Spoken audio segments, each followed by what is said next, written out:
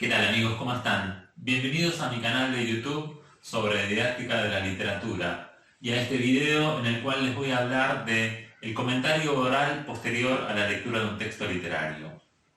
Sabemos que en nuestras clases de lengua o prácticas del lenguaje hay una práctica habitual que es la de leer un texto literario, leer un cuento, un poema y conversar, charlar, analizar algunas cuestiones que hemos observado, ¿no es cierto? Bien, ese momento quisiera empezar a concebirlo como un momento importante de nuestras prácticas y específicamente lo voy a mencionar de esta manera. El comentario oral posterior a la lectura del texto literario tendría que ver con ese intercambio, con esa construcción colectiva que llevamos a cabo, con una especie de conversación coral, es decir, como una conversación a muchas voces, la del docente, la de los alumnos, la de todos aquellos que van interviniendo, y quisiera mencionarla de esta manera. Mencionarla como una escena privilegiada de nuestras clases, de nuestras prácticas de enseñanza de la literatura. Una escena privilegiada en el sentido de un momento en el cual se juega mucho de la apropiación del saber literario por parte de nuestros alumnos. En esa discusión colectiva, en ese diálogo que se interrumpe cuando se termina la clase, pero que se retoma y volvemos a hablar sobre el cuento o sobre los cuentos, en el que interviene un alumno y observa una cosa, en el que el docente pregunta y señala ciertas ideas, intervienen otros alumnos para observar nuevas ideas, etc., para sumar nuevas ideas. En ese momento, en esa escena privilegiada, nuestros alumnos aprenden cada vez más acerca de la literatura. Es así que los invito a pensar sobre ese momento, sobre esa práctica de comentario de lectura oral, a partir de ciertas herramientas que tengo aquí anotadas. El primero de los elementos es los tipos de preguntas. Armé como una especie de clasificación de preguntas. Ustedes verán que tienen algunos tildes o cruces según los casos y quisiera dedicar a comentar algunos de ellos, ¿no? Podemos intervenir a partir de las preguntas de diferentes maneras en ese momento, que sería el comentario, ¿no? El primero de esos tipos de preguntas es el de reposición del argumento. Preguntas del tipo, ¿quién es el protagonista del relato? ¿En dónde transcurre la historia? ¿En qué momento? ¿Qué sucedió luego de que el personaje principal tal cosa? ¿Qué ocurrió al final? ¿Cuándo? Bien, ¿para qué nos sirven esas preguntas? Para reponer el argumento, para reponer contenido, para reponer datos importantes que no queremos que se escapen. Nos servirían para ejercer esa práctica que en los niveles iniciales se denomina como renarración del cuento, ¿no es cierto? Es decir, volvemos a contar los hechos del relato, ¿verdad? Bien, ¿qué utilidades podría tener ese tipo de preguntas? Podremos pensar, tal vez nos servirían para establecer ciertos acuerdos tácitos respecto de qué estamos entendiendo por qué pasó en el cuento, en sus términos, digamos, más en lo argumental, vamos a llamarle, y a la vez que nos sirve para echar a andar ese comentario colectivo y a su vez desinhibir a nuestros alumnos, darles la posibilidad de que hablen, que sea el punto de partida muchas veces para otro tipo de observaciones que tal vez sean más interesantes o no, pero que nos sirven para empezar ese diálogo, esa conversación, ¿no es cierto? Un segundo tipo de preguntas lo he llamado preguntas de impresión subjetiva o de implicación personal. Es decir, preguntas que ya no apuntan tanto al objeto literario recuperar su argumento, sino más a los sujetos, a la implicación personal que hubo con la lectura, a qué tipo de vivencia, a qué expresiones pude llevar a cabo respecto de los efectos que le produjo el relato, qué impresiones. Entonces preguntas del tipo, ¿te gustó el cuento? ¿Qué partes te parecieron más interesantes? ¿Qué hubieses hecho vos si hubieses estado en lugar del protagonista hacia el final del relato, cuando ocurrió tal cosa? ¿Te pasó alguna vez eso que le ocurrió al personaje? Entonces son preguntas más vinculadas a lo subjetivo, a la vivencia, a la experiencia personal que mantuvo el chico con el cuento, ¿no es cierto? O que mantuvieron los alumnos con el relato. Estas preguntas también nos sirven para pensar cómo nuestros alumnos pueden ir interviniendo y mencionar cosas acerca del relato, hacer observaciones, tomar la palabra y poder decir algo acerca de la literatura. Sería como otra manera, ¿no es cierto?, que se suma a las preguntas de tipo de reposición del argumento. Voy al tercer caso. Lo llamo preguntas moralizantes. Preguntas moralizantes en el sentido de aquellas apelaciones a la moral, a los valores, se dice muchas veces, a las ideas acerca de lo correcto o lo incorrecto. Preguntas del tipo, ¿te parece bien lo que hizo el personaje? ¿Cuál es la moraleja que nos deja el relato? ¿Qué enseñanzas podríamos extraer de...? Entonces preguntas que están buscando una especie de juicio, podríamos decir, respecto de los hechos, de características de los personajes, de aquello que aconteció en el relato.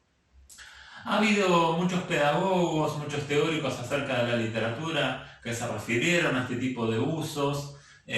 Uno de ellos es María Delia Díaz-Renner, una teórica de la literatura infantil muy interesante, quien habla de un concepto que es muy iluminador y que para otros videos voy a desarrollar de forma con más amplitud, y habla de intrusiones, esta autora, para referirse a esas apariciones que están haciendo una especie de intrusión, que están tomando el lugar de la dimensión estética de los textos, de la construcción literaria. ¿En qué sentido? Si sabemos que la literatura tiene que ver con la creación de mundos ficcionales, tiene que ver con la creación de múltiples sentidos, de textos que son polisémicos y que esperan diferentes tipos de respuestas según diferentes receptores o lectores, hacer preguntas del tipo ¿cuál es la enseñanza que nos deja el cuento? Lo que hace es cercenar esa posibilidad de múltiples lecturas. Entonces estamos esperando la idea correcta, socialmente concebida, digamos, respecto de si el personaje actuó bien o no actuó bien. Entonces las preguntas moralizantes quisiera sugerir acá que no ocuparan tanto nuestro lugar de trabajo, en la medida en que no nos permiten decir cosas interesantes acerca de los relatos. Enjuiciar a los personajes o ese tipo de cuestiones no nos permite recuperar esa dimensión estética de los textos, ver cómo están armados, cómo están construidos, o acceder mínimamente a algo de ello, ¿no es cierto? Entonces quisiera decir que hay otro tipo de preguntas que sí están en procura de ello, ¿no es cierto? En procura de intentar atrapar, apresar algo de esa dimensión polisémica, de esa cuestión compleja, interesante que tiene la literatura y que a veces sospechamos y que, estamos tratando de pensar acá ahora con qué estrategias de intervención podemos acercar a nuestros alumnos cada vez más a ello.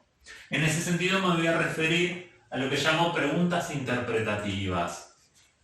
Las preguntas interpretativas serían preguntas que apuntarían a la construcción de los textos, a ver cómo están armados, a ver qué recursos, procedimientos, qué técnicas están puestas en juego, en función de generar determinado tipo de efectos. Entonces, ver preguntas del tipo, ¿el carácter del protagonista se modifica a lo largo del relato?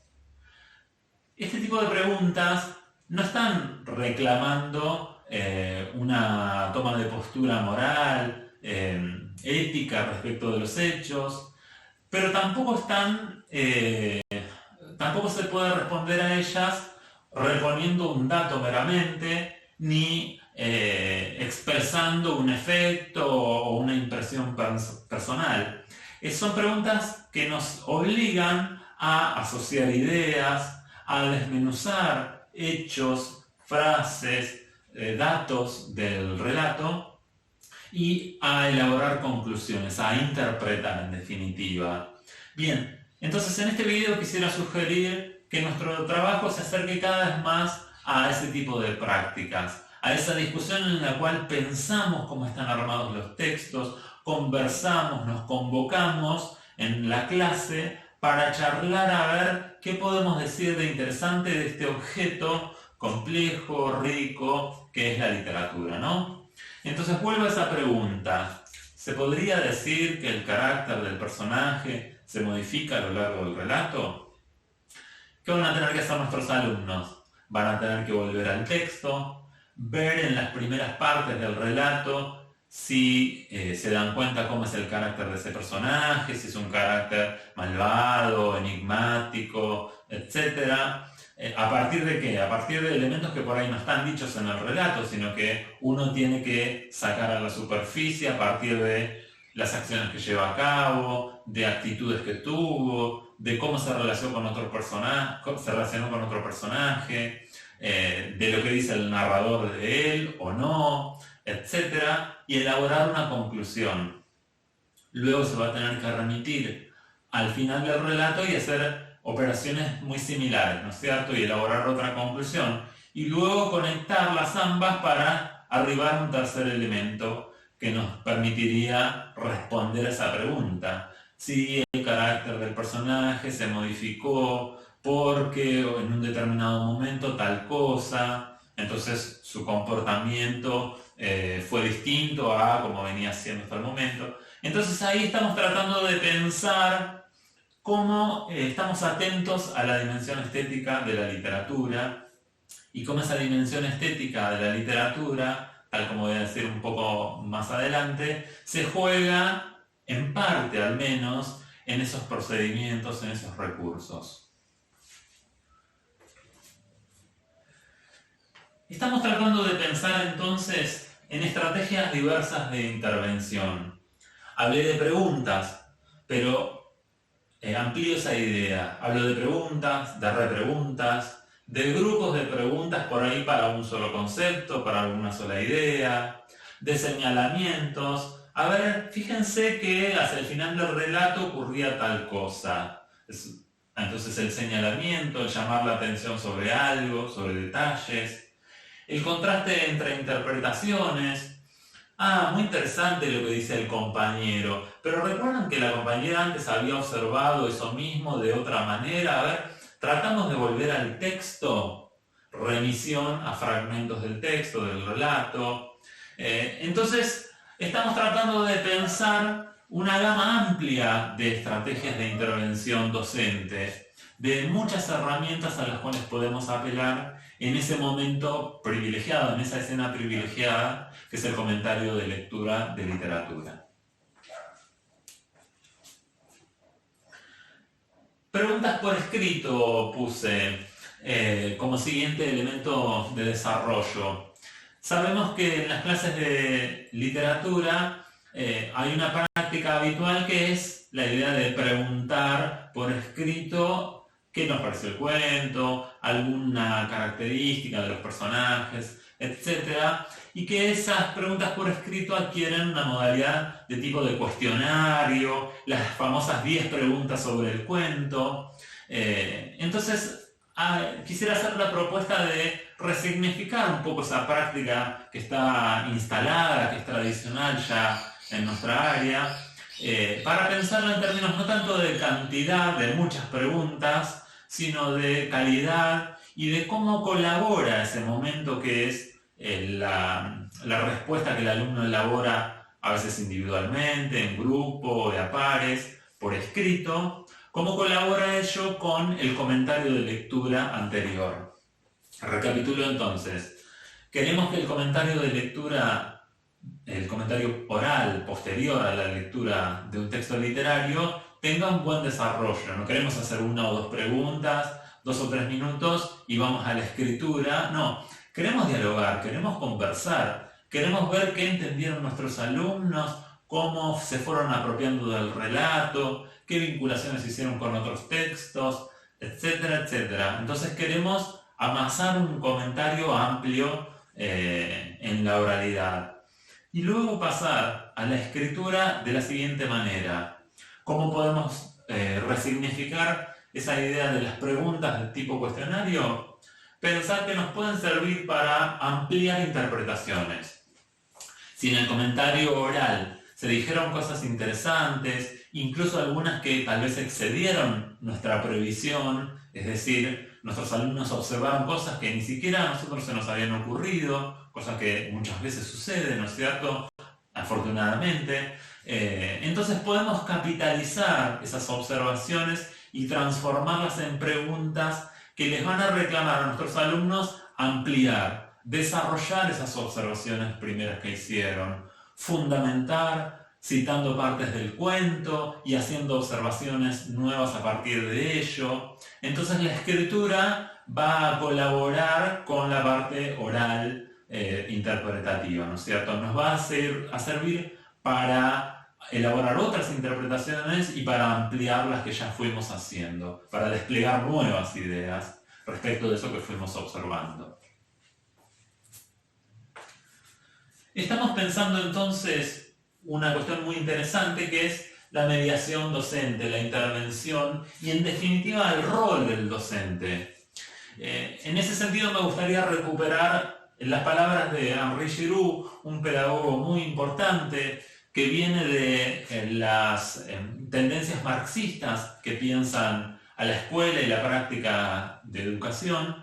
Y Giroux dice en un libro muy interesante que se llama Los profesores como intelectuales, que los profesores, los docentes vamos a decir, son esas figuras que son intelectuales transformativos. Es decir, son intelectuales en la medida en que reflexionan sobre su hacer. No solo lo llevan a cabo, no solo hacen cosas, sino que se pueden poner a pensar, tienen una cosa como de autorregulación y de pensar, bueno, a ver, esto que yo hice salió bien en parte, pero tal cosa, entonces para la próxima voy a plantearlo de otra manera. Y ese ejercicio artesanal que tiene una dimensión intelectual fuerte, reflexiva, tendría que ver con esta idea de lo intelectual. ¿Y lo intelectual en función de qué? De transformar en definitiva la realidad de nuestros alumnos.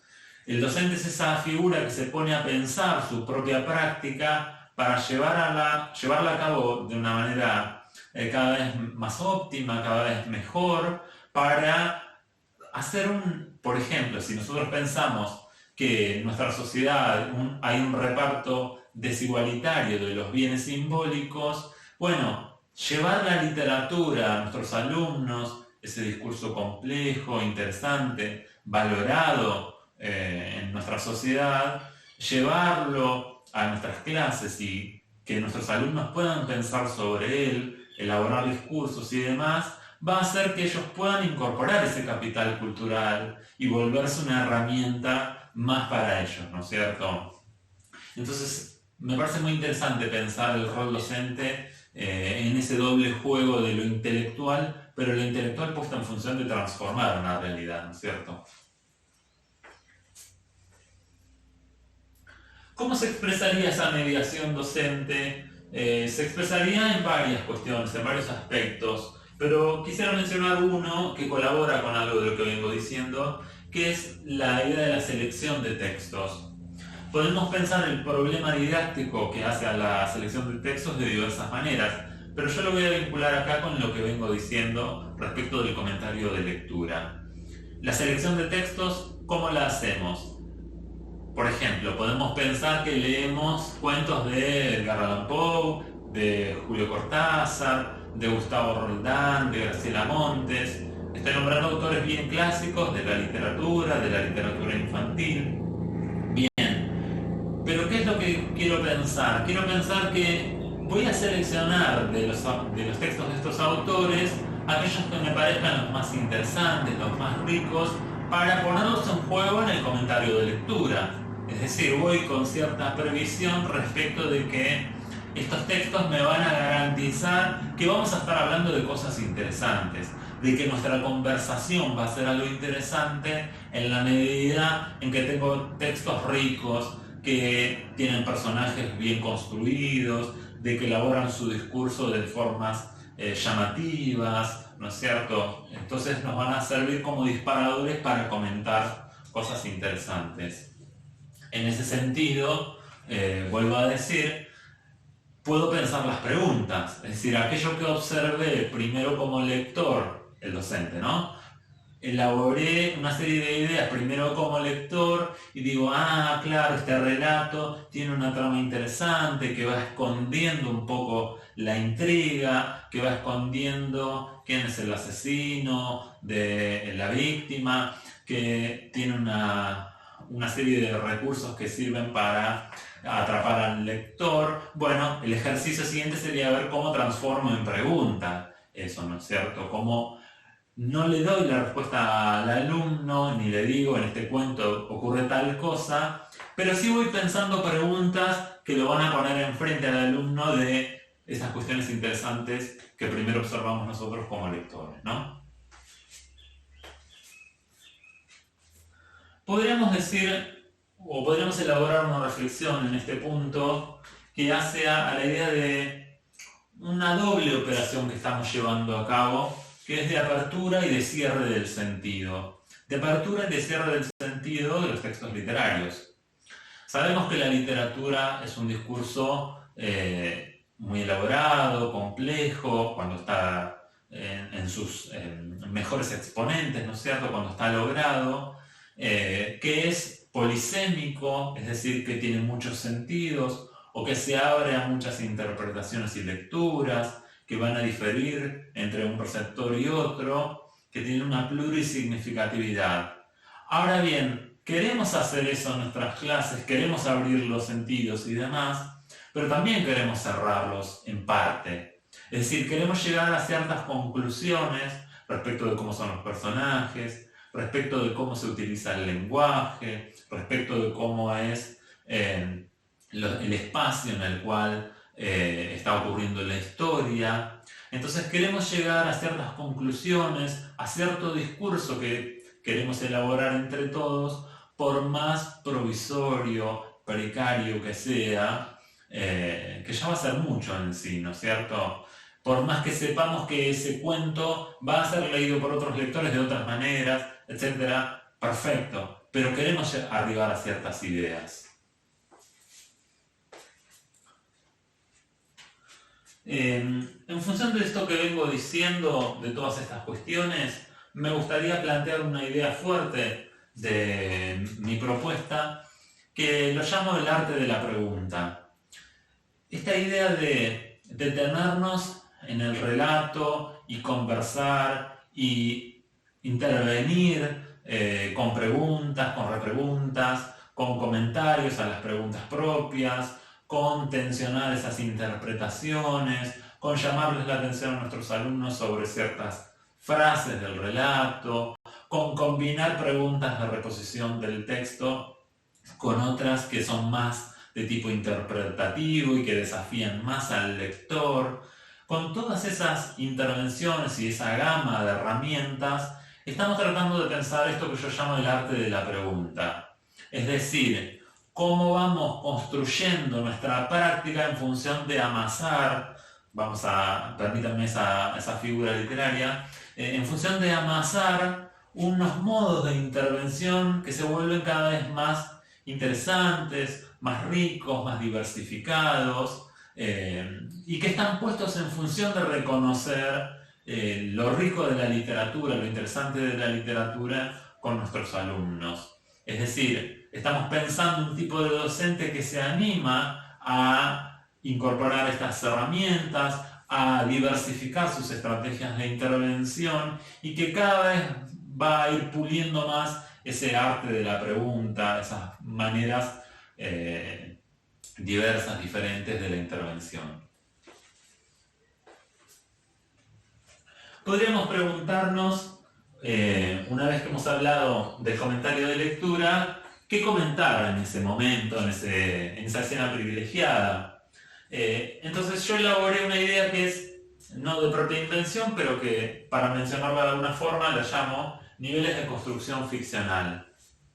En la narrativa esto se expresaría, por ejemplo, en personajes, espacios, en usos del lenguaje, si el narrador, por ejemplo, describe un espacio personificando a la naturaleza, con metáforas, sinestesias y otras figuras, entonces ahí habría un lenguaje que se acerca mucho a lo poético, puesto en juego en la descripción de ciertos espacios, como decía, en las características genéricas, si un cuento, por ejemplo, es de ciencia ficción, pero en algún momento tiene alguna otra característica que no esperábamos según ese género, entonces, bueno, a ver cómo van apareciendo las características genéricas en distintos relatos, en si un cuento está remitiendo a un cuento anterior y que es un cuento clásico, entonces construye una cierta idea de intertextualidad.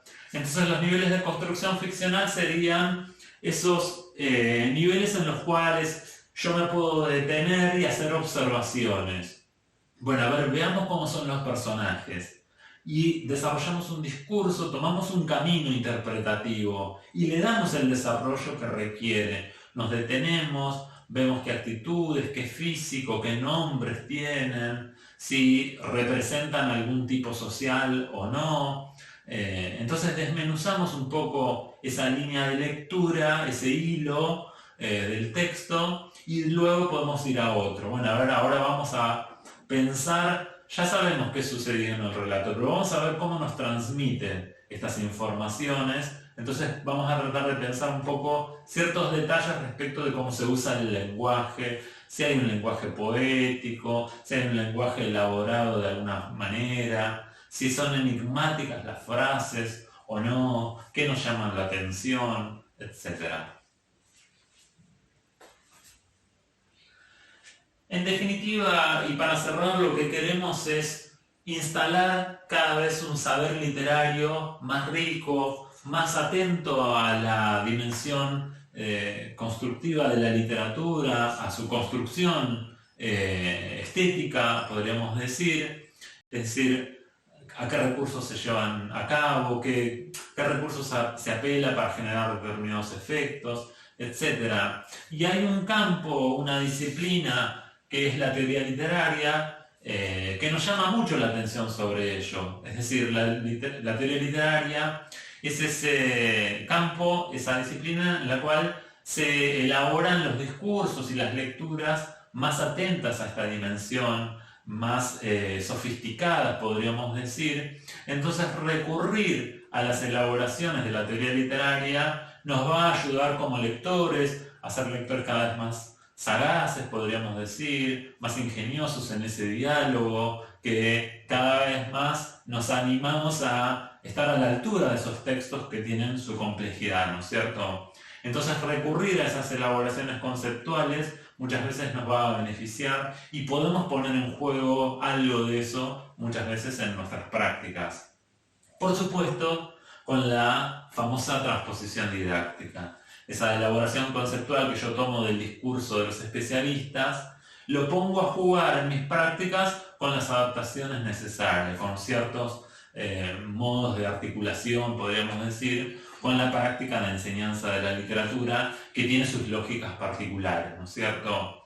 Sobre este último punto, en otro video me voy a detener mucho más particularmente y voy a extender estas ideas. Simplemente quería llamarles la atención respecto de esta cuestión, de esta problemática que también se juega en nuestras prácticas de enseñanza de la literatura. Les agradezco mucho por estar atentos al video y los convoco para nuevos encuentros. Muchas gracias.